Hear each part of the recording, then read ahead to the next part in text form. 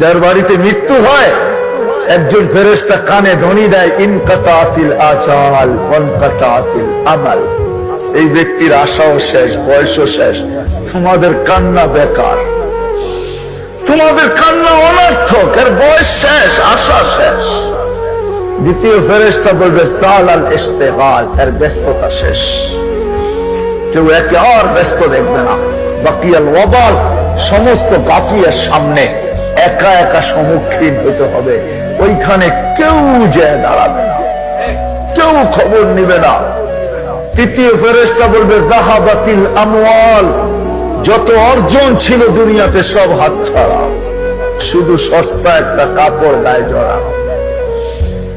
যাহাবাতিল আমওয়াল বাকিয়াতিল আমাল, আমল কর্ম এর সাথে আছে, ভালো হলে ভালো, খারাপ হলে খারাপ।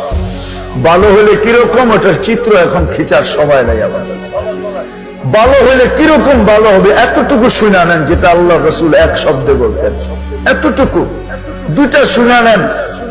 ভালো হলে তো এতটুকু ভালো হবে, আল্লাহ রাসূল কবর দেখা বলছে রাউযাতুম মিন রিয়াদিল জান্নাহ। তোমরা কবর ভাবতেছো, এটা তো জান্নাতের একটা বাগান।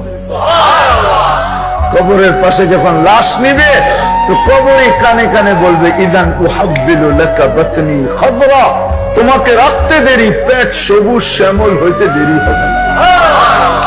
ভালো হলে তো এমন ভালো, আর যদি খারাপ হয় তাহলে আল্লাহ রাসূল বলেছে হুফরাতুম মিন হুফারিন নার, জাহান্নামের একটা গর্তে রূপান্তরিত হবে,